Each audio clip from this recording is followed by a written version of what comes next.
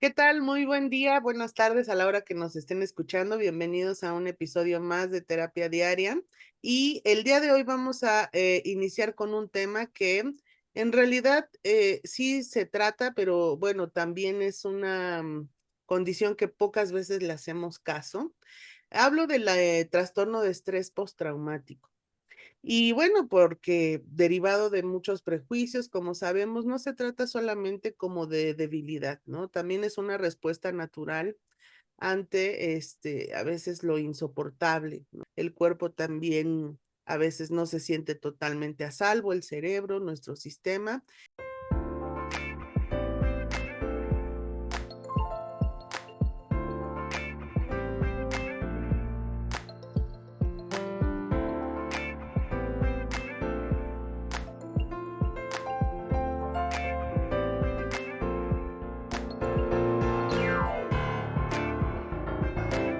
Y bueno, hablaremos un poco de ese tema con un especialista que ya conocen, ha estado con nosotros en otros videos y ese especialista es Eric Acevedo. Bienvenido, Eric, ¿cómo estás? Muy buen día.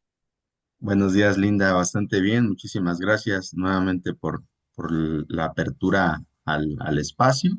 Y pues nada, siempre muy contento, agradecido y pues feliz, ¿no? De poder compartir la información y que seguramente pueda ser de mucho provecho para quienes lo vean o lo escuchen.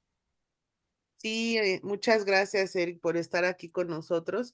Me gustaría justamente iniciar siempre por este tema, ¿no? De que tiene que ver con el simple concepto, porque lo llegamos a escuchar. A veces vemos sus siglas, ¿no? Y en realidad pocas veces sabemos a profundidad de qué se trata. Cuéntanos un poco cómo defines tú y, bueno, desde tu clínica, este trastorno de estrés postraumático. Vale, sí, sí, yo creo que de repente pasa eso que tú dices. Sobre todo, digo, actualmente en redes sociales con toda la información que difundimos los psicólogos, ¿no? Y con todas las siglas que manejamos, de repente el público en general puede sentirse también como un tanto confundido, ¿no?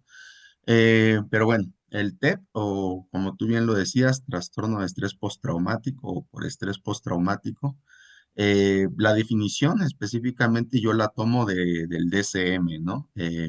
Me parece, y digo, ahí a pesar de que hay mucho debate, ¿no? Entre colegas que dicen que hay que usar el DCM, otros colegas dicen que no. Y bueno, debates en psicología siempre han existido y creo que siempre van a existir. Pero en ese aspecto a mí sí me agrada mucho, ¿no? La definición que nos proporciona el DCM, puesto que también establece como criterios, establece como conceptos que nos permiten clarificar a qué nos referimos cuando hablamos de trastorno por estrés postraumático. El DCM lo que señala es que para que se pueda presentar, digamos, el trastorno por estrés postraumático, tiene que existir un primer elemento, ¿no? Y es a lo que se le llama un evento altamente estresante o un evento traumático, ¿no? Sí. Eh, ¿Qué es un evento traumático? Pues un evento, una situación en donde la integridad física de una persona se ve amenazada o se ve amenazada su vida, o bien la integridad física o la vida de otra persona, ¿sí? Eh, Ahora bien, digamos, esto puede ocurrirme a mí, ¿no? Algo que esté amenazando mi integridad o amenazándome de muerte. Puede ocurrirle a otro en presencia mía, ¿no? Y el tercer elemento que tendría que aparecer por ahí es que mi respuesta ante este evento, ante esta situación, tendría que ser de horror o terror extremo ante esa situación. Sabemos que ante situaciones de este tipo, y como tú bien lo decías, hay una respuesta natural, ¿no?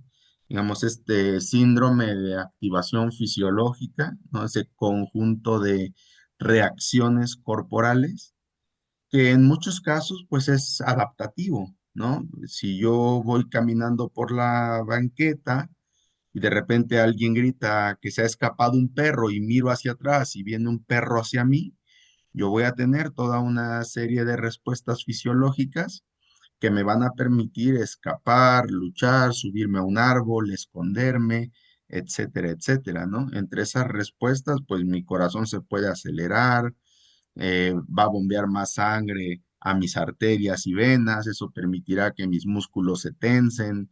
El hecho de que mis músculos se tensen permitirá que yo pueda correr a máxima velocidad, ¿no? Entonces, digamos, esa respuesta es natural, es adaptativa. Lo mismo ocurre ante otro tipo de eventos estresantes o traumáticos, ¿no? Aquí la situación tiene que ver también, ¿no? Como otro elemento importante, eh, es que una vez que la persona responde de esta forma, ¿sí? Parecería ser que una serie de estímulos, una serie de variables del ambiente se emparejan, digamos, con esa respuesta y con el tiempo la persona puede reaccionar de la misma manera cuando está en presencia de esas variables. Por ejemplo, podemos mencionar, no sé, un accidente automovilístico. En un accidente automovilístico del cual probablemente salí con algunas heridas y otras personas con heridas más graves, yo voy a estar ansioso, yo voy a tener toda esta respuesta natural, ¿sí? Pero en medio de esa situación hay ambulancias, está el sonido de la sirena, están los policías, están los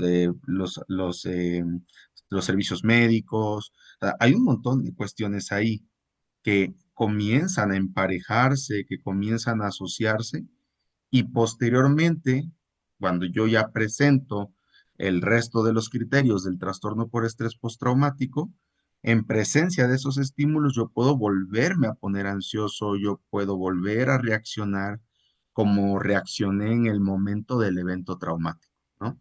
Entonces, en general, a eso nos referimos cuando hablamos de trastorno por estrés postraumático. Sí, yo creo que en muchas ocasiones, algunas veces llegamos a tener incluso síntomas como estos de ansioso, de alguna activación también de nuestra respuesta orgánica y no detectamos por qué, ¿no? Justamente porque son como que todos estos elementos que se han quedado en el evento y que obviamente no teníamos la conciencia de ello, pero el cerebro sí, ¿no? O sea, pero ahora sí que la memoria, ¿no? Como decimos, espacial, incluso, capta, ¿no? Todos esos momentos y muchas veces sí no tenemos como pues esa guía, ¿no? Digamos, para entendernos y por qué estamos a lo mejor teniendo esos síntomas, ¿no? A qué se debe, qué es lo que lo está generando, ¿no? Me hace Claro. sentido. Ahorita que dices, me acordé de algo muy curioso, porque de repente, sucedieron como varias cosas a mi alrededor, mi pareja cambió de trabajo, fui a atenderme yo una situación en los pies, ¿no? Y esa situación en los pies fue muy dolorosa, ¿no? Así muy fuerte, ¿no? Y después como de esos eventos, había varios eventos, yo empecé a tener crisis de ansiedad. Entonces, o sea, yo decía, ¿qué pasó, no? Yo estoy muy bien, o sea, no tengo ninguna preocupación en la vida, ¿no? Todo va súper, todo viene mucho mejor y de repente es como, dije, claro, fue el día que fui a tratarme los pies, ¿no? Porque me generó mucho dolor, así como, y lo dijo literalmente, ¿no? Como de un parto o algo así, Ujú. lo mencionó la especialista. Y yo así como, claro, ¿no? Hasta la palabra, ¿no? O sea, como que remontó y dije, claro, o sea, ya entiendo más o menos que lo pudo haber detonado. Según yo, ¿verdad? Ya cuando lo hablé con mi psicólogo salieron más cosas, pero, pero a eso Seguramente. me refiero, ¿no? O sea, de repente son como elementos alrededor que no, pues no tenemos siempre conscientes y se nos despierta, ¿no? También esta relación con el trauma de estrés postraumático. Y con este ejemplo que puse, me gustaría preguntarte, Eric, si entonces, cuando hablamos de un trastorno, estamos hablando que necesariamente tienen que ser eventos, como dices, de este terror Mm. eh, o de este impacto, o también pueden ser situaciones, digamos, que pueden pasar desapercibidos porque nuestra reacción fue normal y no lo tenemos asociado con un conflicto tan fuerte. ¿Puede pasar esto o Mm, simplemente es sí tiene mm, que tener esta calidad, ¿no? Para ser un trauma. claro, claro. Mira, a mí me gusta mucho, te decía, la definición del DCM, Sí. porque incluso nos marca ahí la diferencia entre lo que es un evento adverso, ¿no? Por ejemplo, un divorcio puede ser un evento adverso, el que pierda mi trabajo puede ser un evento adverso, el vivir una infidelidad puede ser un evento adverso, ¿sí? Ujú. Pero ya cuando hablamos de evento traumático, ¿sí? Es muy conveniente entenderlo como yo lo explicaba anteriormente. ¿Por qué?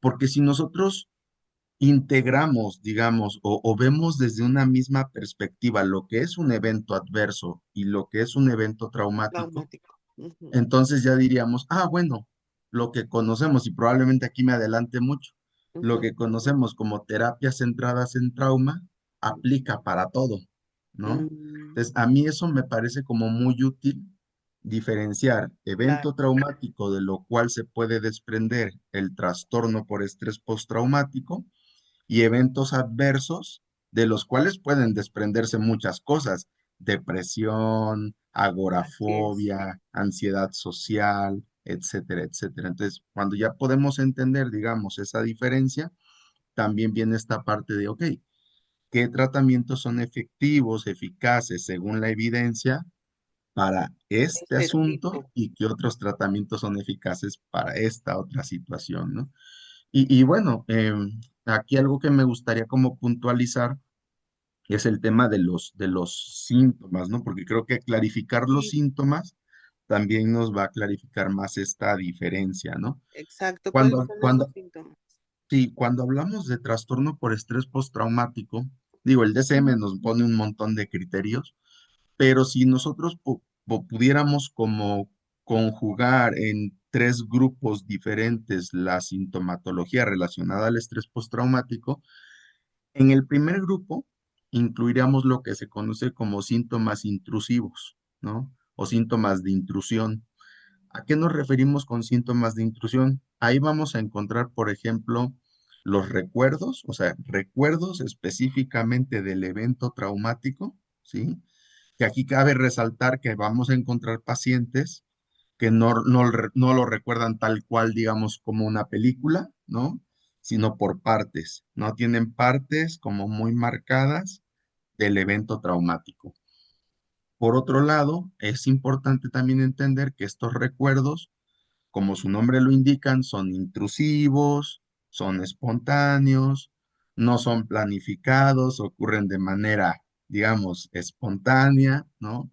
Lo que va a generar obviamente bastante estrés en la persona, el estarse acordando de dichos eventos.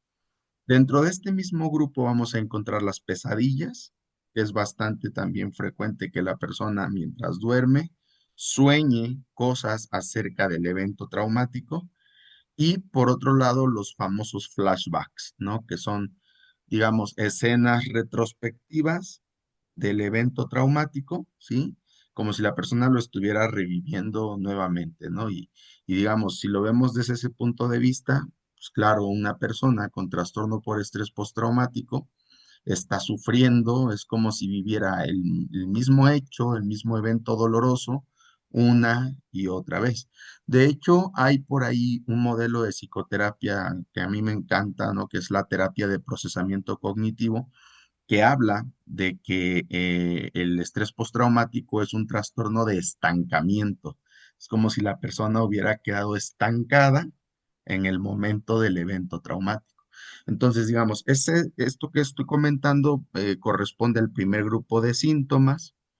El segundo grupo de síntomas tendría que ver un poquito más con la reactividad fisiológica principalmente. O sea, estamos hablando aquí de la ansiedad y otras reacciones corporales que se tienen, ojo, que se tienen ante el recuerdo del trauma o bien cuando el paciente, cuando la persona afectada está en presencia de un estímulo similar o igual a los que estuvieron en el evento traumático, ¿no? Poníamos el ejemplo hace rato del accidente automovilístico, ¿no? Supongamos una persona que lo ha tenido, desarrolla el estrés postraumático, lo llevan tal vez, no sé, a su consulta médica y el hecho de estar enfrente de los médicos, el hecho de ver una ambulancia, puede activar nuevamente la respuesta relacionada al sufrimiento, al malestar que está padeciendo, ¿no? Entonces, ese es el segundo grupo. Ahora bien, ambos grupos que ya he comentado, los síntomas de intrusión y los síntomas de ansiedad, están muy relacionados al tercer grupo que tiene que ver con las conductas de evitación. ¿A qué me refiero con conductas de evitación? Las personas comienzan a desarrollar patrones, conductas, comportamientos que van dirigidos exclusivamente a aliviar el malestar, ¿sí? Cuando yo te digo malestar, pues hablo de todo lo que incluyen los dos grupos anteriores, ¿no? O sea, supongamos que yo tengo estrés postraumático, pues hago conductas, hago cosas para no tener el recuerdo del trauma, ¿sí?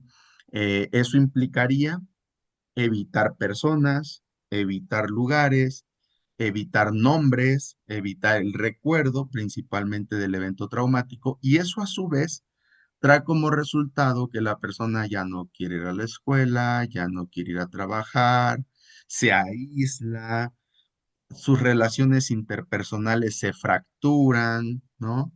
Este punto de las relaciones interpersonales fracturadas a mí me parece muy importante porque, a ver, ojo con esto, las relaciones en trastorno por estrés postraumático suele ser más probable que se fracturen cuando en el evento traumático estuvo implicada otra persona, es decir, otro ser humano te hizo daño, ¿sí?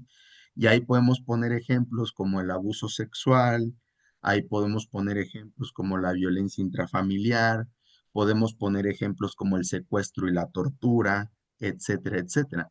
¿Por qué? Porque de alguna u otra manera, el hecho de que tú vivas un evento traumático ocasionado por otro, te va a llevar a que se rompan tres cosas, ¿no? Por un lado, la confianza, ¿sí? Por otro lado, la seguridad y por otro lado, esa sensación que tienes tú de control, ¿no? Que la sensación de control es algo que nos lleva como mucho bienestar de repente en la vida, ¿no?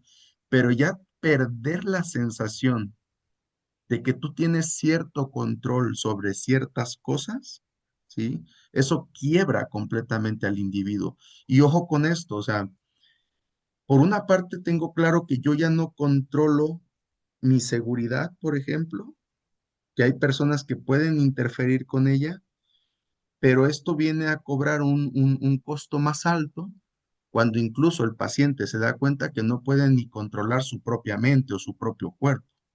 O sea, imagínate el impacto que tiene en el consultante cuando llega a ese insight, ¿no?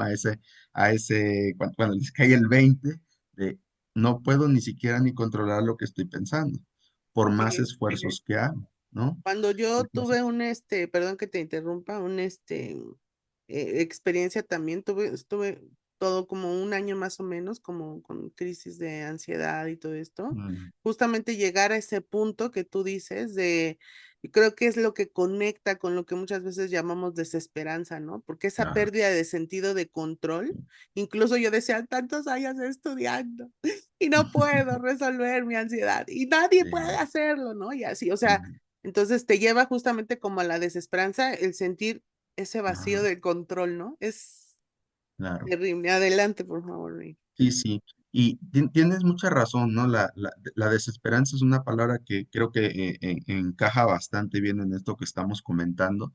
Mm. Em, y te decía, las relaciones interpersonales terminan siendo fracturadas. Se quebró la confianza, se quebró la seguridad, se quebró la sensación de control.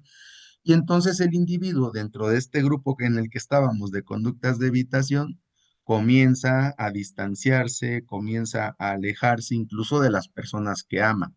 Ahora, algo bien interesante es que esto muchas veces, yo te decía, bueno, esto aplica mucho en eventos traumáticos donde estaba implicada una segunda persona, ¿no? Sí, Pero hay casos, por ejemplo, en donde las relaciones interpersonales igual terminan fracturadas, muchas veces por la anticipación o catastrofización que estos pacientes tienen, ¿no? Regreso al ejemplo del accidente automovilístico. Recuerdo hace algún tiempo una consultante padeció una situación de este tipo. Afortunadamente nadie de su familia falleció durante el accidente, sí resultaron muy heridos, sí. pero ella reportaba, por ejemplo, interacciones con su hijo adolescente. Por ejemplo, el hijo le decía, oye, mamá, fíjate que en la escuela vamos a hacer un viaje. Y entonces le decía ella, no, no vas porque te puedes accidentar. Mm, Oye, mamá, fíjate que quiero ir a jugar a fútbol. No, tampoco vas porque te puede pasar algo, ¿no? sí, Entonces, de alguna u otra manera, esa relación también se estaba fracturando, ¿no? Entonces, es interesante porque si bien es cierto, ocurre más ante los otros eventos que yo te comentaba, no obstante, también podemos encontrar ese distanciamiento, esa lejanía, ese miedo, ¿no? Y que se ve reflejado en las relaciones con con las personas que se aman, ¿no? así es. Entonces, bueno, esos son, digamos, los tres grupos de síntomas. Bien, Vamos a encontrar algunos pacientes que presentan también síntomas un poco más severos, como la disociación, ¿no? bien, La despersonalización, la desrealización. Y claro, o sea, vamos a encontrar también pacientes que tienen problemas de desregulación emocional.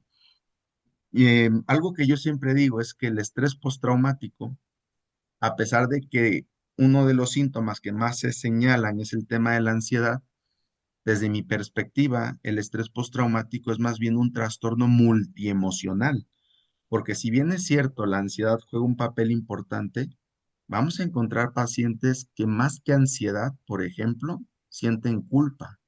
O sea, fue mi culpa lo que me ha ocurrido. En casos de abuso sexual, eso es bastante frecuente. Fue mi culpa, no debía haber salido, no me debía haber sí, puesto esa ropa, no debía haber ido con esa persona, exacto. etcétera, etcétera. Entonces, Sí, la culpa juega un papel importante. En otros casos, encontramos pacientes con más vergüenza por ujú, lo que les ha ocurrido, ¿sí? Creen que no fueron lo suficientemente inteligentes, creen que no fueron lo suficientemente fuertes, se preguntan cosas como ¿por qué no me defendí? ¿Por qué no lo hice? ¿Por qué no lo agarré? ¿Por qué? Etcétera, etcétera. Y esto es interesante porque muchas veces realmente se están omitiendo partes importantes del recuerdo.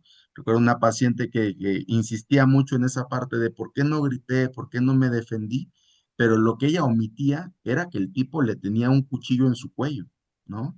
Entonces, se omiten esos detalles a la hora de hacer la narrativa del evento traumático y parecería ser que el paciente se centra solamente en lo que no hicieron. Y esto trae como resultado esa vergüenza, ¿no? Por lo que debieron haber hecho o esa culpa. Entonces, no solamente es ansiedad, hay vergüenza, hay culpa, hay ira también, hay pacientes que explotan, ¿no? Que se desregulan y que tienen incluso ataques de ira, ¿no? Hacia otras personas que están siendo cercanas y que incluso están intentando ayudarles. Entonces ahí encontramos toda ese abanico, ¿no? De emociones que se presentan durante el estrés postraumático. híjole, no, hombre, es que es como dices tú, multiemocional, ¿no? Ya en ese nivel, no solamente como estas partes físicas, psíquicas, sino también emocionalmente hay una, pues sí, una desregulación también, ¿no? En esa parte y las personas no pueden, de alguna manera como encontrar, ¿no? Ese equilibrio por momentos. En tu experiencia, Eric, sé que, bueno, sabemos, ¿no? Cada persona es única, pero digamos, ¿cuánto tiempo yo puedo pasar de un evento traumático a desarrollar este tipo de estrés? ¿Cuándo yo ya puedo decir que, en efecto, no estoy pasando por un trastorno de estrés postraumático? Claro. Mira, el DSM nos marca que son 3 meses del evento traumático, Ujú, ¿no? Al desarrollo del trastorno por estrés postraumático. sí, Hay un punto bien interesante ahí, Linda, en el transcurso del evento al desarrollo del trastorno, y ujú, es algo que se llama recuperación natural del trauma, ¿sí? Cuando se han hecho investigaciones de diferentes eventos traumáticos, abuso sexual, sobrevivientes de guerra, asaltos, otro tipo de agresiones, accidentes automovilísticos, cuando se han hecho estudios, por ejemplo, se ha encontrado que las personas que más desarrollan la respuesta, ¿no? Esas respuestas relacionadas al estrés postraumático sin todavía cumplir el diagnóstico, pero las personas que más desarrollan la respuesta son las que sufren abuso sexual, ¿sí? Increíblemente más que un sobreviviente de guerra, increíblemente. Ahora bien, cuando se hacen evaluaciones, cuando se hacen evaluaciones semana por semana, ¿sí? Durante 3 meses, lo que se encuentra es que en cualquiera de los eventos traumáticos, el porcentaje de personas que en un principio estaban siendo realmente afectadas, el porcentaje reduce casi un 30-40% después de 3 meses sin necesidad de terapia, sin necesidad de tratamiento, sin necesidad de ninguna intervención. Es decir, hay personas que se recuperan naturalmente de los eventos traumáticos, ¿sí? ¿Qué explicación se ha dado a eso? Y ya sabes, este tema es importante siempre que hablamos de temas de salud mental, las redes interpersonales, ¿sí? Si se cuenta con una red interpersonal estable, donde se genera la confianza, la seguridad, el control, la validación, no es necesario que estas personas que sufren un evento traumático vayan a terapia, vayan al psiquiatra y reciban toda una serie de intervenciones, ¿sí? O sea, fíjate cómo aquí podemos encontrar, y digamos, aquí es donde se pone muy compleja la situación. Imagínate, en una persona acaba de sufrir un abuso sexual, llega a casa, comenta lo que pasó y puede ocurrir esto que se llama la invalidación, ¿no? La invalidación mm, traumática. No te creo, o ya ves, tú tuviste la culpa. Esta parte, ¿no? De hacer la crítica, de culpar, eso termina, digamos, viene siendo la cereza de ese horrible pastel, ¿vale? Para entonces hacer más probable que se desarrolle el trastorno por estrés postraumático, ¿no? Muchas veces me escriben consultantes, por ejemplo, o personas que quieren información sobre los procesos de terapia, me hacen el comentario, a veces, la mayoría de las veces son familiares, ¿no? Me hacen el comentario, oye, es que es para mi hija, es para mi sobrina, es para una prima, etcétera, etcétera, que ha sufrido tal cosa.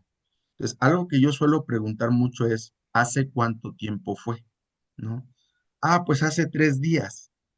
No, ahorita prácticamente lo que está presentando esa persona es una respuesta natural, ¿sí?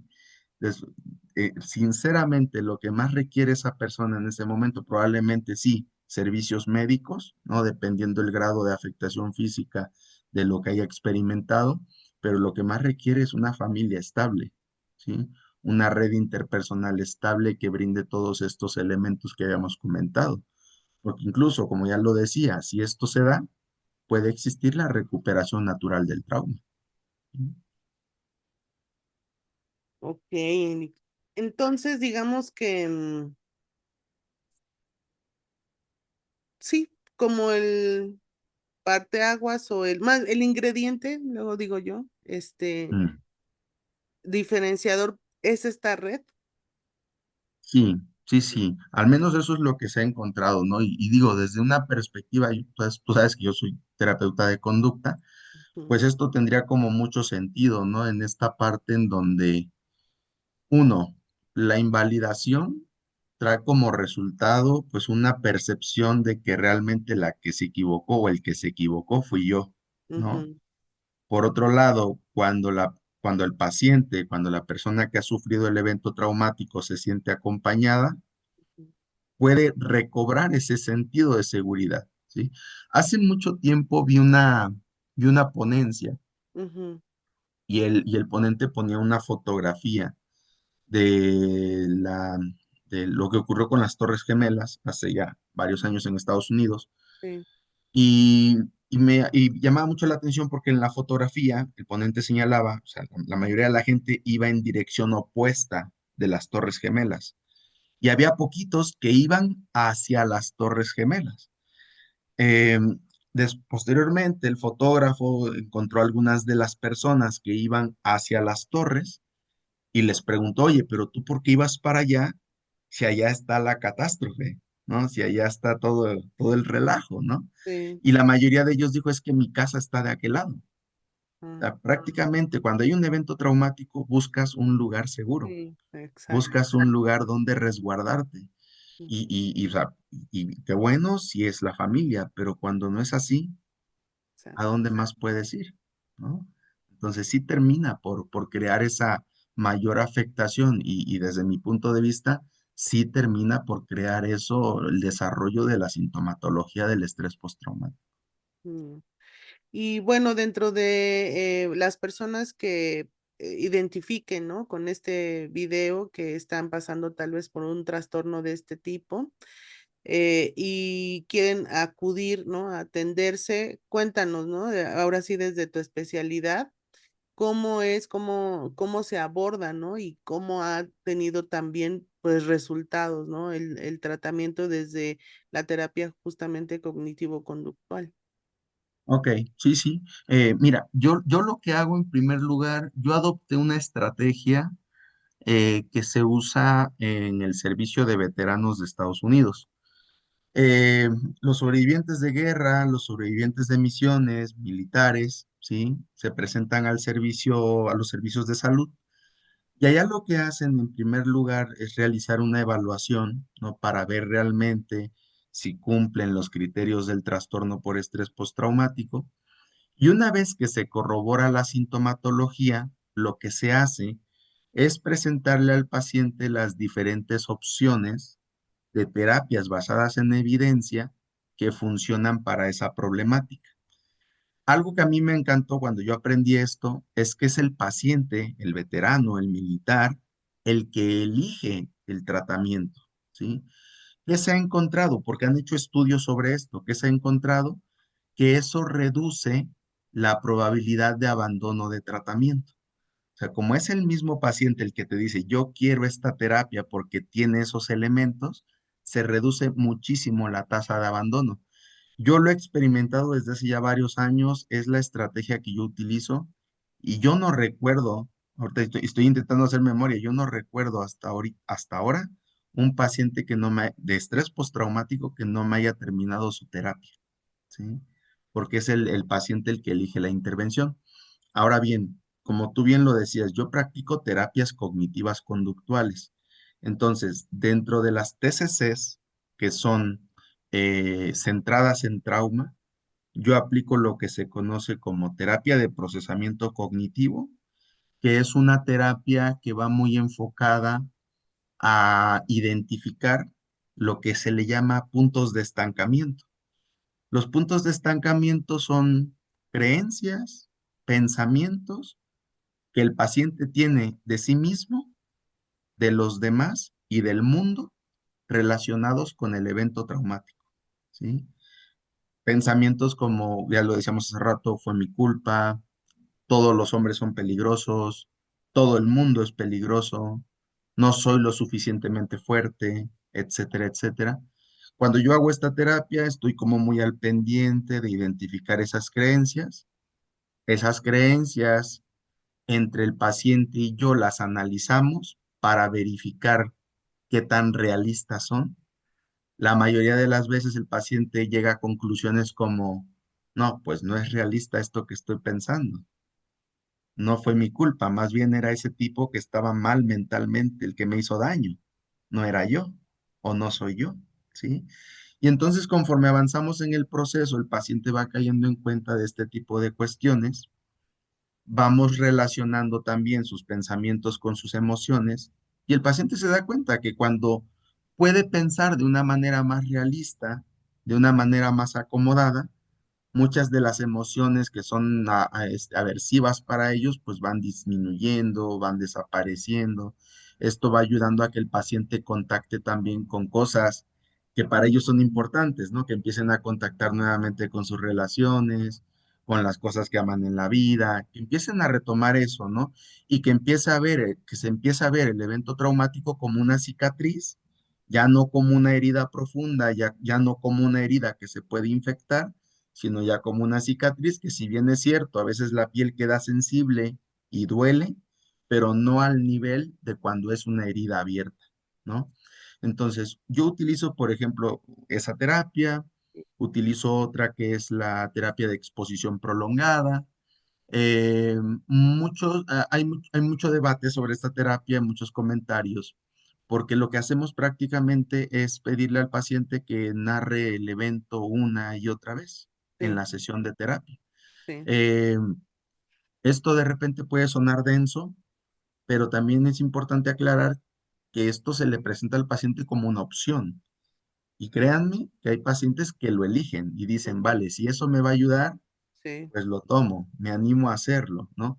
Entonces esto es consensuado, esto es acordado, no es revictimizar a la persona en terapia, Ujú, es más bien un acuerdo de colaboración.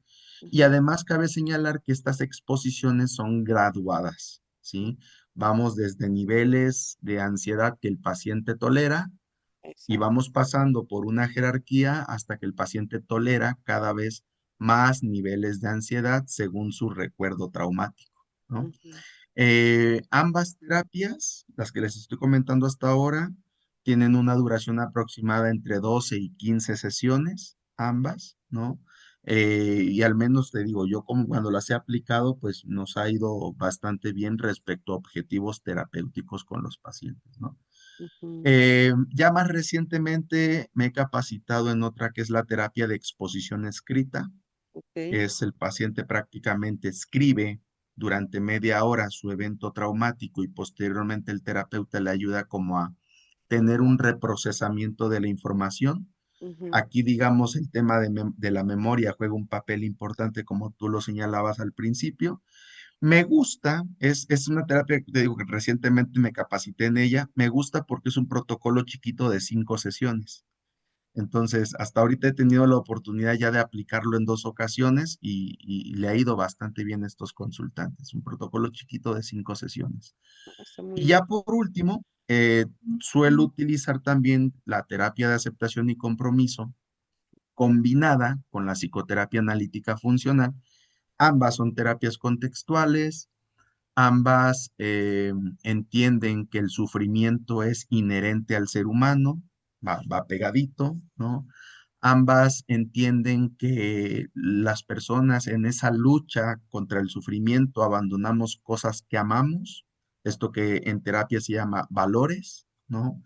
Y justamente estas terapias son terapias centradas en valores, le ayudamos al paciente a recordar por qué tiene sentido seguir viviendo, por qué vale la pena seguir viviendo.